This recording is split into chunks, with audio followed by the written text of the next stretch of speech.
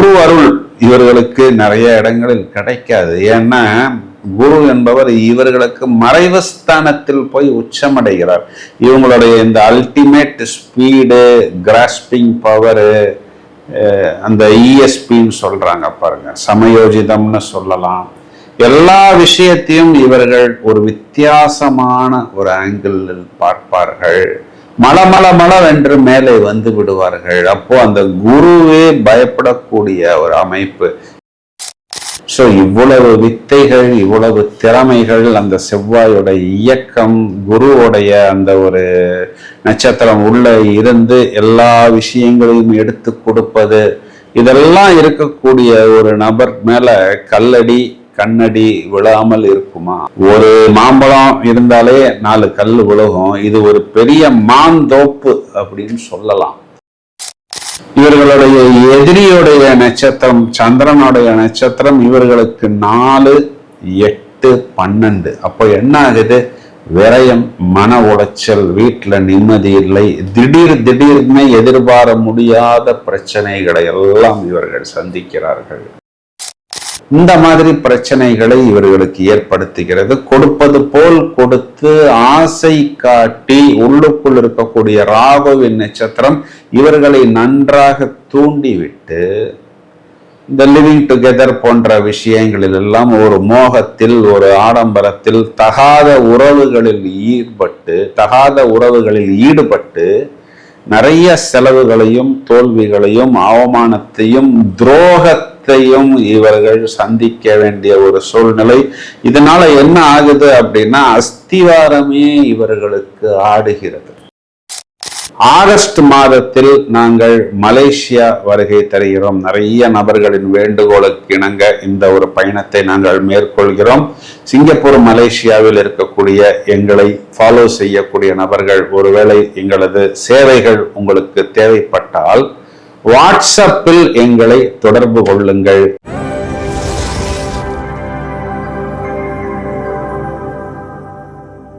கும்பராசியை எடுத்துக்கொள்வோம். காலபுருஷனுக்கு 11ஆம் இடம் லாபஸ்தானம். அப்போ மற்றவர்களுக்கெல்லாம் லாபத்தை சம்பாதித்து கொடுப்பதில் முதன்மையான நபர்கள். தங்களுக்கு லாபம் சம்பாதித்துக் கொள்வது இன்னும் பெரிய கஷ்டம் கிடையாது. இந்த ராசியில் செவ்வாயுடைய நட்சத்திரம் முழுவதுமாக ஆக்கிரமிக்கக்கூடிய ராகுவின் நட்சத்திரம், குருவின் நட்சத்திரம். இது சாட்டானுடைய நட்சத்திரமாக இருந்தாலும் இது சாட்டானுடைய மூலத்திரிகோண வீடு.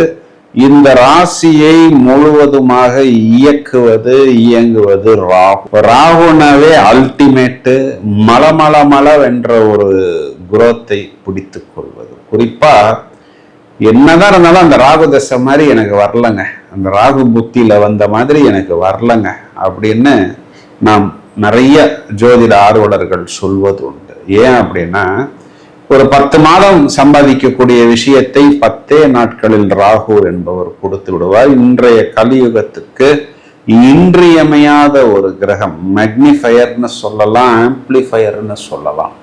இப்போ அந்த மேனிஃபெஸ்டேஷன் அப்படிங்கிறத இவர்களுக்கு செய்து கொள்வார்கள். ஏன்னா இது காற்று ராசி. அப்போ காற்று எப்படி வேகமாக பரவுகிறதோ எல்லா விஷயத்தையும் வேகமாக கிரகித்து கொண்டு குரு அருள் இவர்களுக்கு நிறைய இடங்களில் கிடைக்காது. ஏன்னா குரு என்பவர் இவர்களுக்கு மறைவு ஸ்தானத்தில் போய் உச்சமடைகிறார். இவங்களுடைய இந்த அல்டிமேட் ஸ்பீடு, கிராஸ்பிங் பவரு, அந்த இஎஸ்பின்னு சொல்றாங்க பாருங்க, சமயோஜிதம்னு சொல்லலாம். எல்லா விஷயத்தையும் இவர்கள் ஒரு வித்தியாசமான ஒரு ஆங்கிளில் பார்ப்பார்கள்.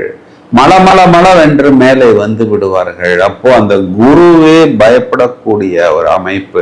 இவங்களை தூக்கி விட்டோம்னா நாளைக்கு நம்ம சீட்ல இவங்க தான் உட்காருவாங்க, நம்ம குழியை ஏன்பா நானே தோண்டிக்கணும் அப்படின்னு குரு என்ன பண்ணுவாரு, 6 மாசத்தில் சொல்லி கொடுக்க வேண்டிய ஒரு விஷயத்தை 3 வருஷம் இழுத்தடிப்பார். பிறகு இவர்களும் ஒரு நாளில் உணர்ந்து அந்த குருவை கிராஸ் பண்ணி இவர்கள் போய்விடுவார்கள். ஸோ இவ்வளவு வித்தைகள், இவ்வளவு திறமைகள், அந்த செவ்வாயோட இயக்கம், குருவோடைய அந்த ஒரு நட்சத்திரம் உள்ள இருந்து எல்லா விஷயங்களையும் எடுத்து கொடுப்பது, இதெல்லாம் இருக்கக்கூடிய ஒரு நபர் மேல கல்லடி கண்ணடி விழாமல் இருக்குமா? ஒரு மாம்பழம் இருந்தாலே 4 கல் விழுகும். இது ஒரு பெரிய மாந்தோப்பு அப்படின்னு சொல்லலாம். ஸோ என்ன ஆகுது அப்படின்னு பார்த்தோம்னா, இவர்கள் ரொம்பவும் ஸ்பீடாக செயல்படக்கூடிய நபர்கள், வேக வேகமாக இயங்கக்கூடிய நபர்கள். இவர்களுக்கு டைம் இல்லை. இருக்கிற அந்த கொஞ்சம் டயத்துக்கு இவர்கள் மல்டி டாஸ்கிங் என்பதை இயற்கையாகவே செய்து கொண்டிருக்கிறார். நின்று ஒரு லெக்சர் கொடுக்கறதுக்கு, ஒரு கிளாஸ் கொடுக்கறதுக்கு, விரிவான பதில் சொல்வதற்கெல்லாம் டைம் இல்லை. டக்குன்னு ஒரு வார்த்தையை சொல்லிவிட்டு போய்விடுவார்கள். அந்த ஒரு வார்த்தைக்கு 9 அர்த்தம் இருக்கும். அந்த வார்த்தை நிறைய நபரை காயப்படுத்துகிறது. அதை அவர்கள் உணர்வதில்லை. அந்த ஸ்பீட்ல அடிச்சுட்டு போயிடுறாங்க. ஏன்னா இவங்களுடைய வாக்குஸ்தானம் காலபுருஷனுக்கு விரயஸ்தானம். அப்போ அந்த சொன்ன வார்த்தைகளே எதிரியாக, இவர்களுடைய குருவே எதிரியாக, நிறைய இடங்கள்ல இவர்களிடம் வேலை செய்யக்கூடிய நபர்களே எதிரியாக, இவர்கள் வளர வளர இவர்களுடைய வளர்ச்சி, இவர்களுடைய ஸ்பீடு பிடிக்காமல் கூட இருக்கக்கூடிய நபர்களை இவர்களை கீழே இழுத்து விடுபவர்களாக, அவர்களும் எதிரிகளாக பிரச்சனைகளை இவர்கள் நிறைய இடங்களில் சந்திக்கிறார்கள். கொஞ்ச நேரம் துவண்டு போகிறார்கள். பிறகு இவர்கள் வெளியே வந்து விடுகிறார்கள். இவர்கள் நீசம் அடையக்கூடிய இடத்தில் கலத்தரக்காரகன் சூரியன் உச்சம். இதுக்கு நிறைய அர்த்தம் இருக்கு. ஆரம்பத்துல இவர்கள் ஃபேமிலி லைஃப்ல நிறைய இடங்கள்ல விட்டு கொடுத்து போகிறார்கள். தங்களை தாழ்த்தி கொண்டு போகிறார்கள். ஏன்னா அப்பத்தான் அந்த குடும்பம் நடக்குது. திருமணமான பிறகு லைஃப் பார்ட்னருடைய ஈகோ அதிகமாகிறது. எல்லா இடங்களிலும் இவரை அமுக்குகிறது. ஸோ எடுத்த உடனே பிரச்சனை வேணாம், கொஞ்ச நாள் போனா நம்மை புரிந்து கொள்வார்கள்னு விட்டு கொடுத்து போகிறார்கள்.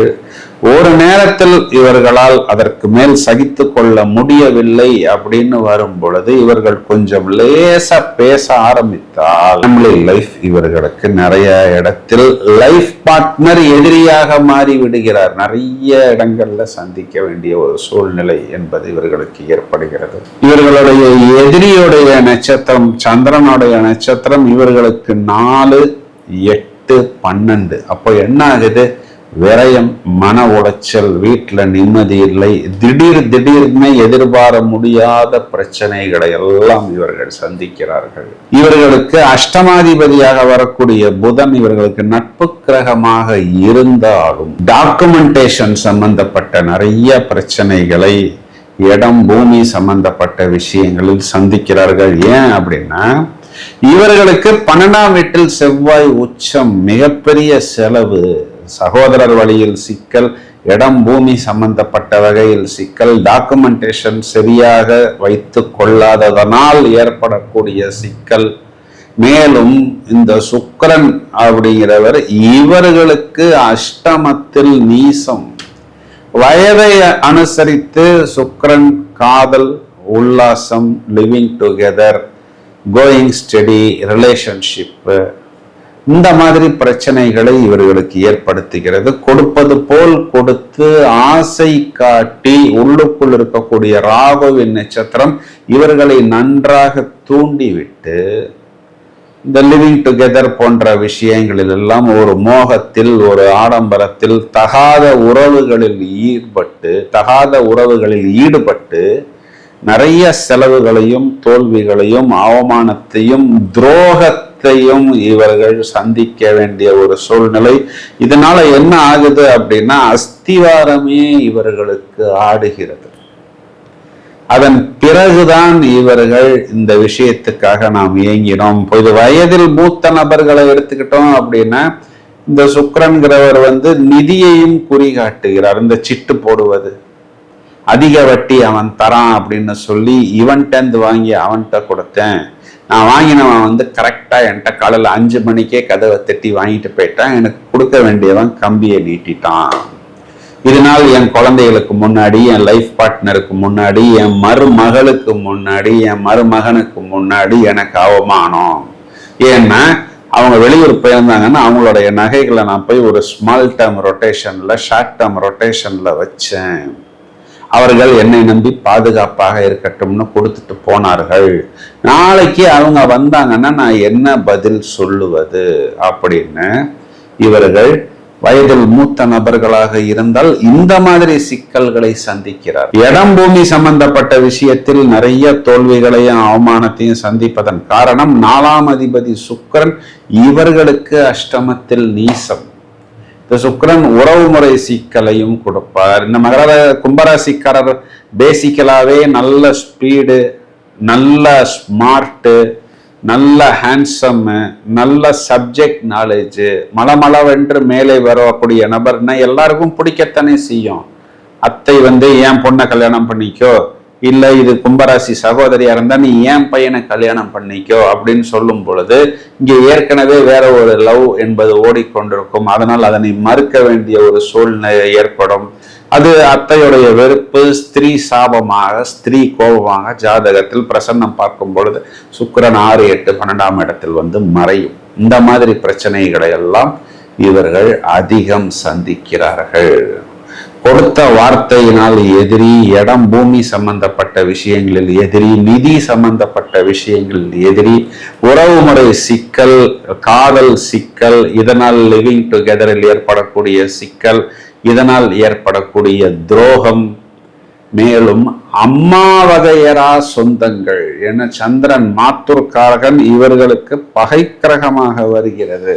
அப்போ அம்மாவுடன் பிறந்தவர்கள், அம்மாவுடைய பூர்வீக சொத்து, பூர்வீகம் சம்பந்தப்பட்ட விஷயங்கள்ல டாக்குமெண்ட் செய்து வைத்து கொள்ளாமல் நாளைக்கு நாம் போய் அதில் உரிமை கொண்டாட வேண்டும் அப்படின்னு நினைக்கும் பொழுது ஏற்படக்கூடிய சிக்கல். இந்த சிக்கல் எல்லாம் அரசாங்கத்தில் நம்மை போய் தவறாக சித்தரித்து அதற்காக நாம் கவர்மெண்டில் ஃபைன் கட்ட வேண்டிய ஒரு சூழ்நிலை. ஏன்னா இவர்கள் நீசமடையக்கூடிய வீட்டில் சூரியன் என்பவர் உச்சம், 3ஆம் இடம் நட்பு ஸ்தானத்தில் இவர்கள் நீசம். நண்பர்களுக்காக உதவி செய்ய போய் வாங்கி கொடுத்து, கோல்டை கொடுத்து, டாக்குமெண்டை கொடுத்து, வாகனத்தை கொடுப்பார்கள். இந்த நண்பர் போய் ஆக்சிடென்ட் பண்ணி விட்டு போய் விடுவார். ஃபைனை இவர்கள் கட்டுவார்கள். அந்த நண்பர் அட்லீஸ்ட் ஒரு டிராபிக் வயலேஷன் பண்ணினா கூட அந்த ஃபைன் வாகன உரிமையாளர்ங்கிற பேர்ல இவருக்குத்தானே சேரும். அந்த ஃபைனையாவது இவர்கள் கட்ட வேண்டிய சூழ்நிலை என்பது கண்டிப்பாக கும்பராசிக்காரர்களுக்கு ஏற்படும். இப்ப நீங்க சொன்ன பாயிண்ட் எல்லாம் ஓகே பிரதர், தீர்வு நடைமுறையில் நாம் யாருக்கு செய்கிறோம், அவர்கள் அதற்கு விசுவாசமானவர்களா, நல்லவர்களா அப்படிங்கறத எப்படி கண்டுபிடிப்பதுன்னா சமயோஜிதமாத்தான் கண்டுபிடிக்கணும். பழகத்தான் முடியும். சித்திரமும் கை பழக்கம்னு சொல்வது போல் ஒரு லிமிட்டா ஒரு ரிஸ்க் எடுத்துக்கொண்டு அந்த நபரை பற்றி தெரிந்து கொண்டு பிறகு களத்தில் இறங்குவது. காதல், காமம் போன்ற விஷயங்கள் கண்ணை மறைக்கும். ஏன்னா இந்த ராசிக்கு பாகியாதிபதியே பாதகாதிபதியாக வருகிறார் சுக்கிரன். இதுல எல்லா விஷயங்களிலும் புதிதாக பழகக்கூடிய நபர்கள்ட்ட நம்மிடம் ஏதாவது ஒரு ரிலேஷன்ஷிப்பு, ஃப்ரெண்ட்ஷிப்பு வைத்துக் கொள்ள விரும்புவார்கள். ஆரோக்கியமான ஹைஜீனிக்கான ஃப்ரெண்ட்ஷிப் மட்டும் வைத்துக்கொண்டு தேவையில்லாத XYZ-ஐ விடுபடுவது. வணக்கம் பிரதர், வணக்கம் சிஸ்டர், பை பிரதர் அப்படின்னு நாசுக்காக ஒதுங்கி கொள்வது. லைஃப் பார்ட்னர்கிட்ட ரொம்ப ஓவர் எதிர்பார்ப்பு வைத்துக் கொள்ளாமல், ஓவரா வாக்குறுதிகளும் கொடுக்காமல் அப்படியே யதார்த்தமாக பயணித்து ஒரு புரிதல் ஏற்படுத்தி கொண்டு நல்ல ஒரு மனம் விட்டு பேசி பழகி இது யதார்த்தமாக யாரும் யாரையும் காயப்படுத்தாமல் ஒரு நல்ல அந்யோன்ய பாவங்கள் ஏற்பட்ட பிறகு அந்யோன்ய தம்பதிகளாக மாறிக்கொள்வது, விட்டு கொடுத்து போவது, டாமினேஷன் இல்லாமல் பார்த்து கொள்வது, அவ்வாறு மற்றவர்களையும் இருக்க சொல்வது. புதனுக்கு உண்டான மரகத பச்சையும் சுக்கிரனுக்கு உண்டான வைரத்தையும் அணிவது. நம்பர் 5, நம்பர் 6 லக்கி எண்களாக உபயோகிப்பது. யோகா, மெடிடேஷன், தியானங்களில் ஈடுபடுவது. சுக்கிரனுக்கு உண்டான மகாலட்சுமி வழிபாடு, புதனுக்கு உண்டான பெருமாள் வழிபாடு. இந்த சத்ரு தொல்லை, துரோகம் அரசாங்கத்திலிருந்து எதிரிகளால் ஏற்படும் பொழுது பைரவர் வழிபாடு, நரசிம்மர் வழிபாடு இந்த எதிரிகளையும் துரோகிகளையும் கண்டிப்பாக தவிடுபொடியாக்கிவிடும். ஒரு முறை அந்த ஒரு ரோட்ல போனா நமக்கு சிக்கல் அப்படின்னு தெரிந்து கொண்ட பிறகு மீண்டும் மீண்டும் அந்த பாதையில் பயணிக்காமல் வேறு வழிகளை தேர்ந்தெடுத்து கொண்டு செல்வது. மேலும் உள்ளுக்குள்ள இருக்கிற ராகு தங்களை அதிகமாக தூண்டிவிடும். அதனால் ஆதிவாசி அடக்கிவாசி என்று சொல்வது போல் ரொம்பவும் ஓவர் ஸ்பீடாக போகாமல் கொஞ்சம் நிறுத்தி நிதானமாக பயணிப்பது ஒரு சேஃப் ஜேர்னியாக கண்டிப்பாக கும்பராசிக்கு அமையும். இந்த பதிவை உங்களது நண்பர்களுக்கும் உங்களது உறவினர்களுக்கும் ஷேர் செய்யுங்கள். தொடர்ந்து இணைப்பில் இருங்கள். வாழ்த்துக்கள். Thank you friends.